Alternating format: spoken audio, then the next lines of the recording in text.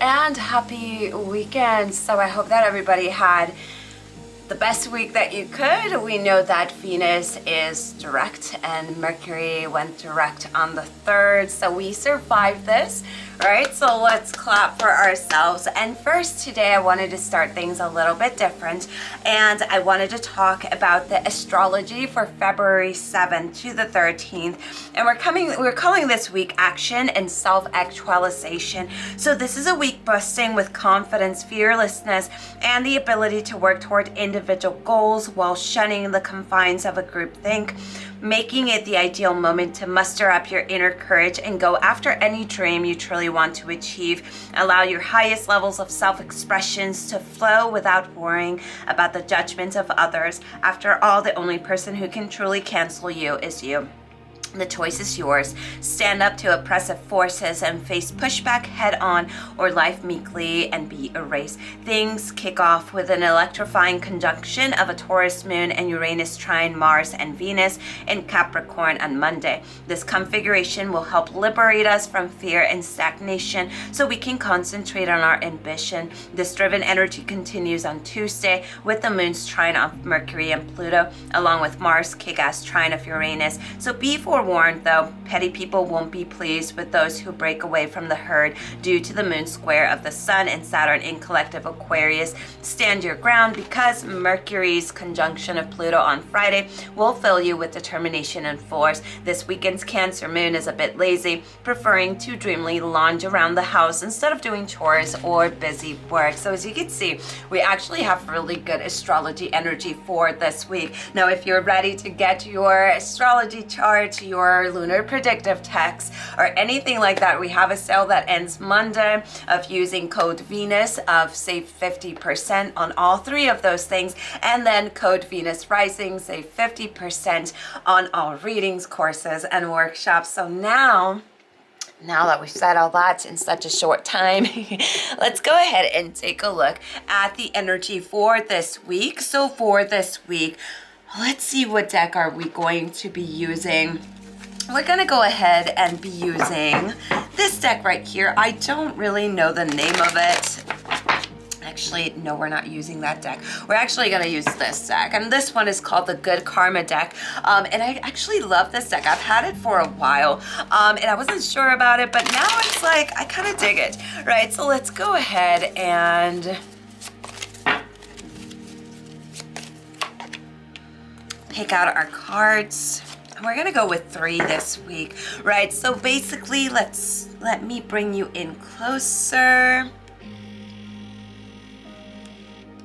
And we start off with the energy of the King of Swords. Now, when we see the energy of the King of Swords, the message here is all about kind of looking at the big picture, right? This is a time to examine your trajectory logically, temper your intellect with intuition, right? What we see here is intelligence without ambition is a bird without wings, right? So what we see here is moving on to what we want to do, using the vision that you have to design your life pathways, right? We want you to put your ambitions first and be rational about how you achieve them, right? This is going to be really, really believing in yourself. And the thing I think about this is we've had this beautiful synchronicity with this whole believing in ourselves, stepping into our power. And here we have an actually amazing week that we could start practicing this. Now, this is not overnight and just all of a sudden being the greatest thing, but really start working with you little by little. Here next to it, we have the beautiful Queen of Cups, right? So this week, it's going to be a great week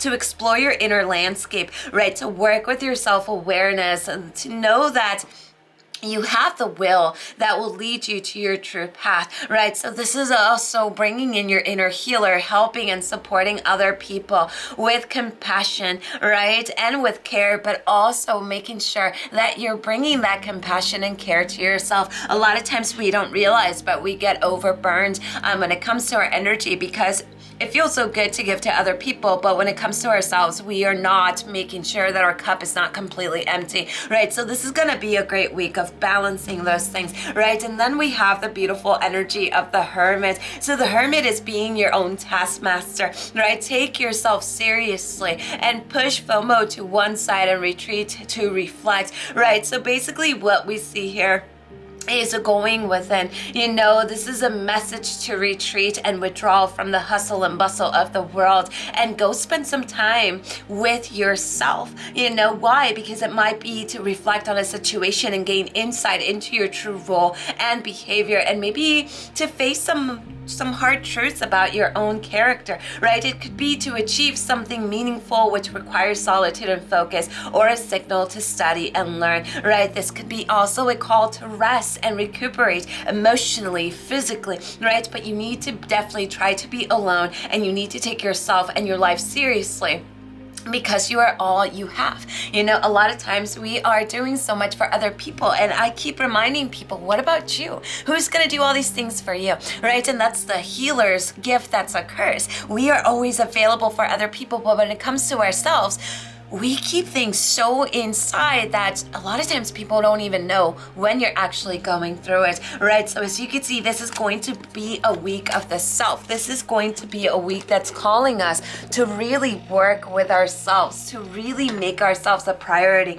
but to definitely move forward and believe in what we have to offer. So our affirmation, we're going to pull out an affirmation, and then we're going to pull out an energy card. Our affirmation says, I tune out negative people and thoughts. And I like this a lot because Jupiter being in Pisces, we still see that beautiful energy of manifestation. But the truth about setting intent and manifesting is it could easily go both ways. So if I'm constantly thinking negative, or if I wake up and I'm like, today is shit, it's going to be shit. I've had days that I say that, and by 8 p.m. I kind of giggle a little bit with guilt, and I'm like, oh my God, I could have changed that, right? So just being very careful with who you leave in your space. This is a very sensitive time for us, and we're really being led into recharge and recoup. So the last thing that we want is to be mean to ourselves. Now our energy card says it's all about the egos, and look how beautiful this is. So when we see this is all about tapping into your ancient energy,